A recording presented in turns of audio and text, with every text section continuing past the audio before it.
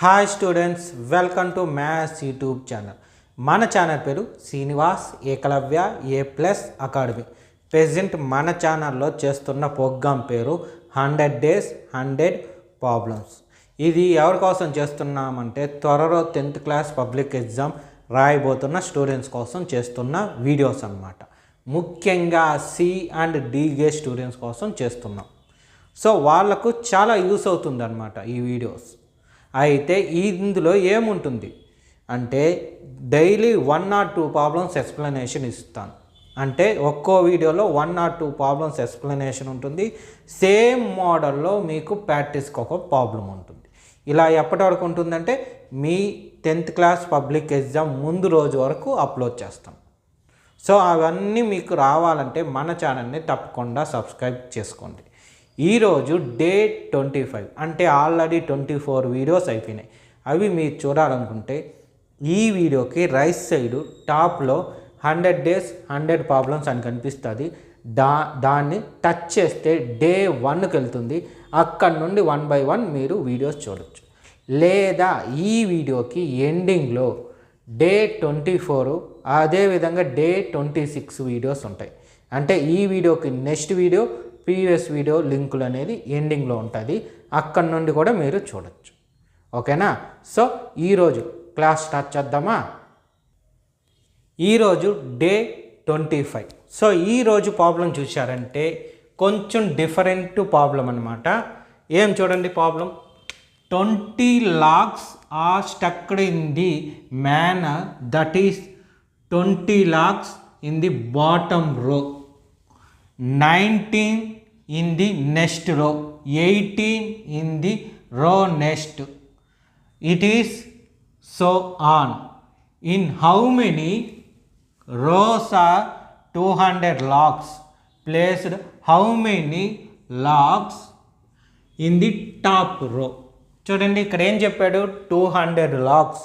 200 logs అంటే మామూలుగా చెట్లు ఉంటాయి కదా, వాటిని నరికినప్పుడు ఈ షేప్లో తయారు చేస్తాం.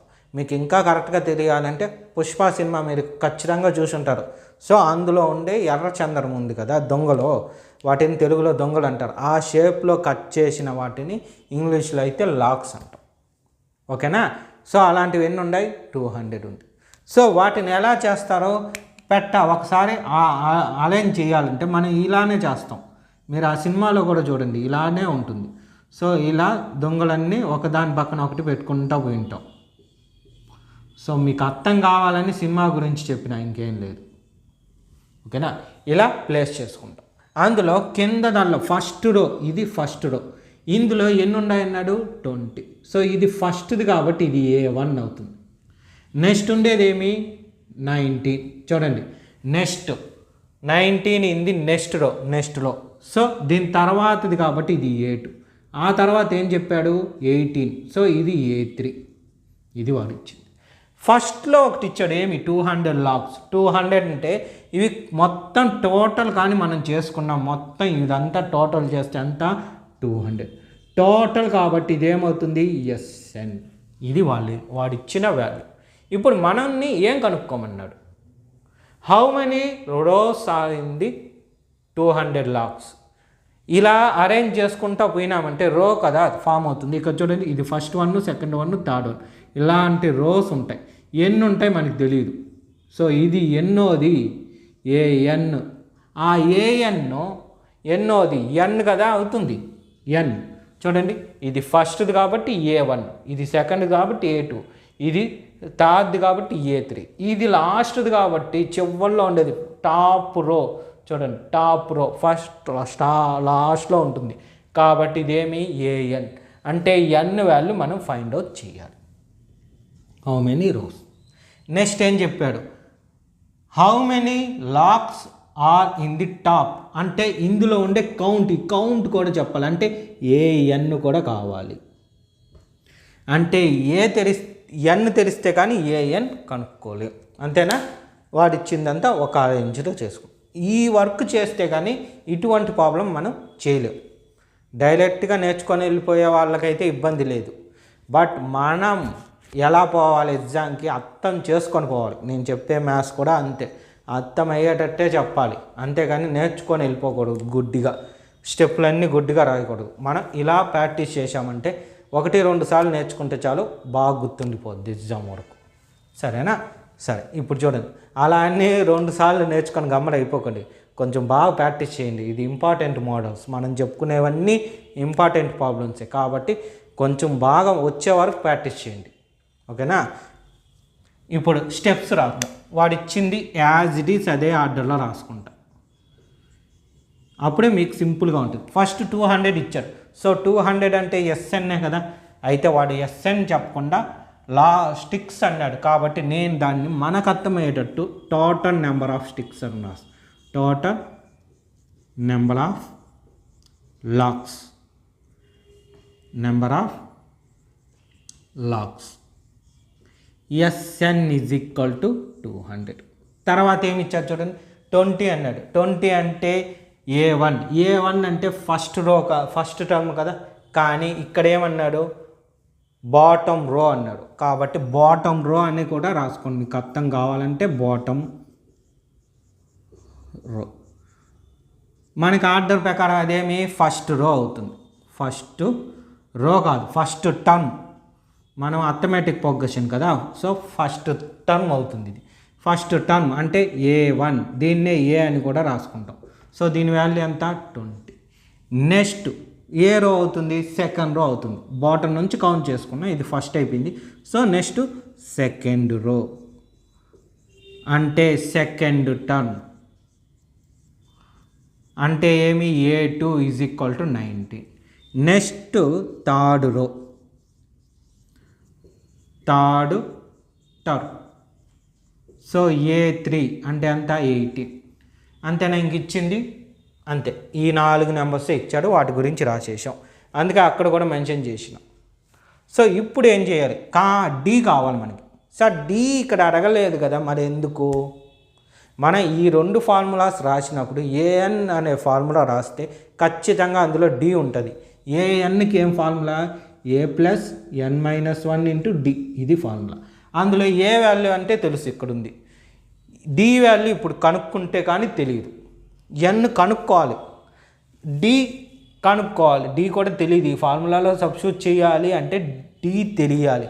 డి తెలియాలంటే ఇప్పుడు చేసే స్టెప్ చేయాల్సింది ఏమి, common difference. Common difference, so common difference అంటే డి అంటే A2 మైనస్ A1. A2 ఎంత, 19 మైనస్ 20 A1 అంట.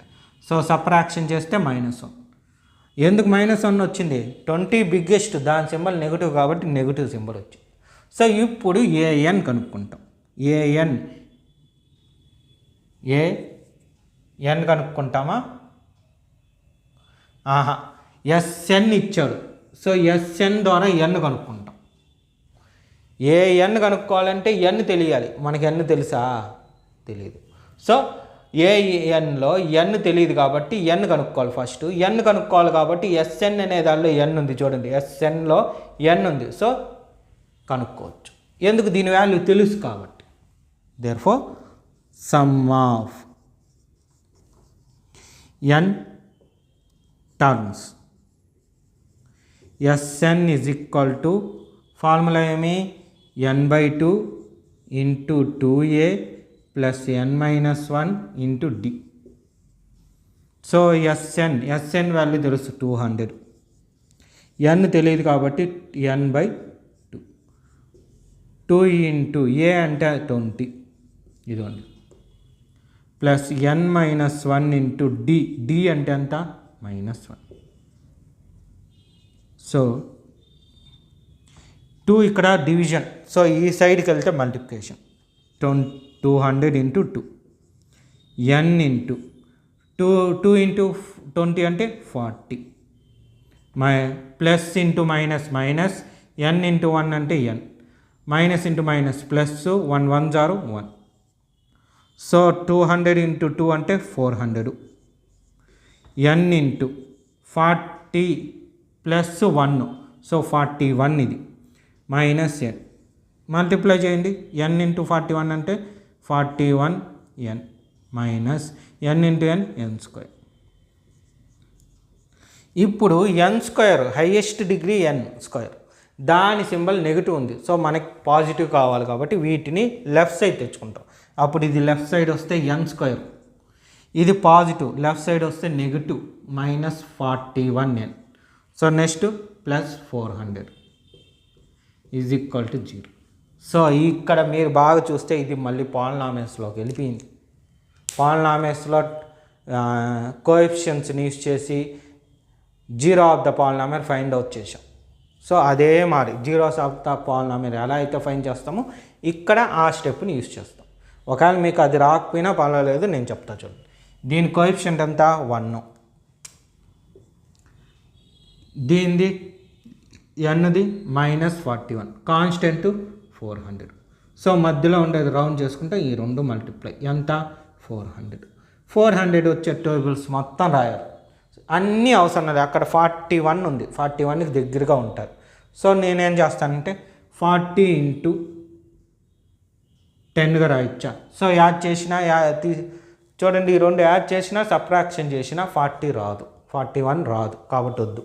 నెక్స్ట్ 20 తీసుకుంటాం, 20 ఈ రెండు యాడ్ చేస్తే 40 వస్తుంది, 41 రాదు కానీ మనకు కావాల్సింది 41. సో ఈ రెండోటి మిడిల్లో తీసుకుంటాం. ఆ రెండుటి మిడిల్లో మనకి ఏముంది 25 ఉంది. సార్ 25 ఎందుకు తీసుకున్నాము అనే డౌట్ కూడా మీకు వస్తుంది. ఎందుకంటే లాస్ట్లో 5 ఉంది. సో 5 ఉంటే ఖచ్చితంగా 0 ఉంది, 0తో పోతుంది. మీరు చూడండి 5 డివిజిబిలిటీ రూల్స్ తీసుకుంటే, అంటే 5 టేబుల్ మీకు తీసుకుంటే లాస్ట్లో 5 అన్నా ఉండాలి, 0 అన్నా ఉండాలి. సో ఇక్కడ 0 ఉంది అంటే ఖచ్చితంగా 5 ఉంటుంది. సో 25తో చేస్తే మామూలుగా 25 4s are 100, 25 4s are 100, కానీ ఇక్కడ ఏముంది 400 ఉంది. సో ఇంకో 4తో కూడా మల్టిప్లై చేస్తాం, అంటే 4 4s are 16, 16 × 25 చేసి చూడండి ఖచ్చితంగా 400 వస్తుంది. ఇప్పుడు ఈ రెండు మల్టిప్లై అడిషన్ చేయండి, అడిషన్ చేస్తే ఎంత 41 వచ్చేసింది చూడండి. సో ఈ రెండే మనకి కావాల్సింది, ఈ రెండే కావాలి. ఈ రెండు ఏం చేస్తే వచ్చింది, అడిషన్ చేస్తే వచ్చింది. ఎప్పుడైనా గుర్తుపెట్టుకోండి, అడిషన్ చేస్తే వచ్చింది అంటే ఈ రౌండ్ చేసిన దానికి ఏ సింబల్ ఉంటే అదే సింబల్ దీనికి వేయాలి, అంటే సేమ్ సింబల్ అని గుర్తుపెట్టుకోండి. ఇక్కడ ఏ సింబల్ ఉంటే అదే వేసేయాలి, ఓకేనా. చూడండి ఇప్పుడు ఏం చేస్తాము, n² నెగిటివ్ ఉంది కాబట్టి మైనస్ కదా ఉంది కాబట్టి -25n, next -16n +400 is equal to 0. n common తీయచ్చు, ఈ రెండిట్లో నుండి n కామన్ తీస్తే 2 nలో ఒక n వచ్చింది, ఇంకో n -25n, n బయట వచ్చేస్తే 25. సో ఇక్కడ ఏమొచ్చిందో అదే మళ్ళీ రాస్తాం. మరి కామన్ ఏమొచ్చింది ఇక్కడ చూడండి -16n, n మాత్రం మిగిలింది, ఏం లేదు -16, అది కామన్ వచ్చినట్టు. సో n - 25 ఇప్పుడు కామన్ తీస్తాం మళ్ళీ ఇందులో నుండి ఇందులో నుండి. సో ఇక్కడ వచ్చి n ఉంది, ఇక్కడ వచ్చి -16. సో దీన్ని n - 25 ఈజ్ ఈక్వల్ టు 0, ఇది n - 16 ఈజ్ ఈక్వల్ టు 0, ఇది n is equal to 25, n is equal to 16. So రెండు చాయిస్లు వచ్చాయి. ఒకసారి కొంచెం బాగా మీరు ఆలోచించండి, ఏమన్నా మీకు ఆ వాల్యూస్లో కనిపిస్తుందా లాజిక్. సరే ఇప్పుడు నేను చెప్తా చూడండి. ఇప్పుడు ఏమి n అంటే ఏమి నెంబర్ ఆఫ్ రోస్. ఇక్కడ ఫస్ట్ రో అంటే ఈ ఫస్ట్ దానిలోనే మనకి 20 ఉంది. సో పైకి వెళ్ళే కొద్దీ ఏమైంది, 20 కాస్త 19, 19 కాస్త 18, 18 నెక్స్ట్ ఏమవుతుంది 17, తర్వాత 16, తర్వాత 15, అంటే ఏమవుతుంది డిక్రీజ్ అవుతా ఉంది. కానీ ఇక్కడ n వాల్యూ ఎంత ఉంది 25, ఇంక్రీజ్ అవుతుంది. అంటే ఇక్కడ ఇక్కడ చూడండి 1 2 25 అలా 25 దాకా వెళ్ళాలి, 25 దాకా వెళ్ళని పాసిబుల్ కాదు. సో అక్కడ ఉండేదానికి ఛాన్స్ లేదు, ఓకేనా. ఎందుకో స్టార్ట్ అయిందే మనకి 20తో, కానీ ఇక్కడ ఉండేదంతా 25 కాబట్టి ఛాన్స్ లేదు. కాబట్టి ఖచ్చితంగా n ఏమవ్వాలి 16 అవ్వాలి. కానీ అది మనం స్టెప్పులో రాస్తా చూడండి. Therefore they cannot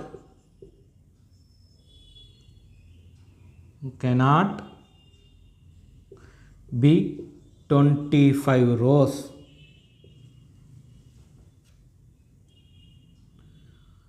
as we are starting with 20 locks in first row. ఇది స్టెప్. మరి ఇప్పుడు ఏం చేయాలి? n వాల్యూ వచ్చేసింది, n ఈజ్ ఈక్వల్ టు 16 తెలిపింది. ఇప్పుడు నెక్స్ట్ ఏం కనుక్కోవాలి? an కనుక్కోవాలి. అంటే nth term is equal to ఏమి? an is equal to a plus n minus 1 into d. So a అంటే 20, n అంటే 16, ఇక్కడ వచ్చింది కదా n 16 మైనస్ 1, d అంటే మైనస్ 1. 20 ప్లస్ 16 మైనస్ 1 అంటే ఎంత? 15. So 20 plus into minus 15 1 జర్ 15. So subtraction చేస్తే 5 అంటే an ఈజ్ ఈక్వల్ టు 5. అంటే ఇలా మనం అరేంజ్ చేసుకుంటా పోతే టాప్లో ఎన్ని ఉంటాయంటే 5 ఉంటాయి అన్నమాట. ఓకేనా? ఇప్పుడు దాన్ని మనం ఆర్డర్ ఒక స్టెప్ ప్రకారం రాస్తాం. ఇలా రాసేస్తే మనకి ఆన్సర్ పడదు. ఆన్సర్ వచ్చింది కానీ మార్క్స్ 8 మార్క్స్ పడవు, ఒక 7 పడతాయి. ఎందుకంటే వాడు అడిగింది ఏమి? హౌ మెనీ లాగ్స్ అన్నాడు, అది మనం మెన్షన్ చేశామా? హౌ మెనీ రోస్ అన్నాడు, అది మెన్షన్ చేశామా? చేయలేదు. సో అది చెయ్యాలి. దేర్ఫోర్ హౌ మెనీ రోస్ అన్నాడు కాబట్టి నెంబర్ ఆఫ్ రోస్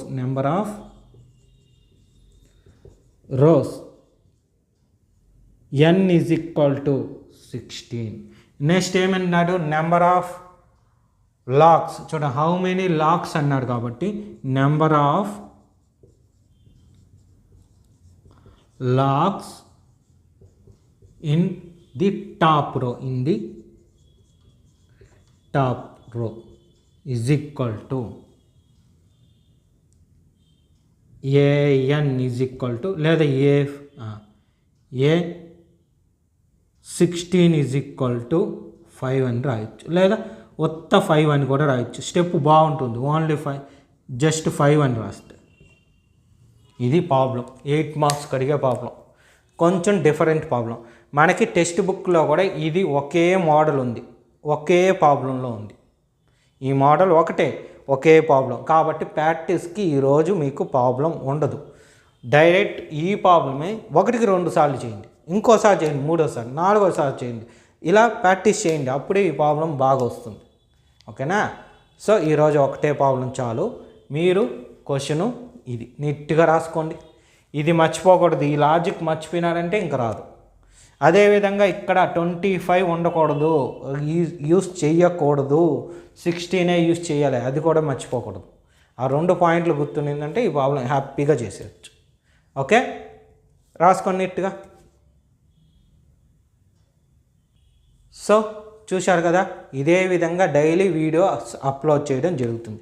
అంటే ఇంకా 75 డేస్ ఉన్నాయి, అంటే 75 వీడియోస్ అప్లోడ్ చేస్తా. అవన్నీ మీకు నోటిఫికేషన్ రూపంలో వస్తాయి ఎప్పుడు? మన ఛానల్ని సబ్స్క్రైబ్ చేసుకున్నప్పుడు. అదేవిధంగా నేను చెప్పిన ఈ ప్రాబ్లం మీకు అర్థమై ఉంటే మన వీడియోని లైక్ చేయండి, మీ ఫ్రెండ్స్ అందరికి కూడా షేర్ చేయండి. Okay, thank you.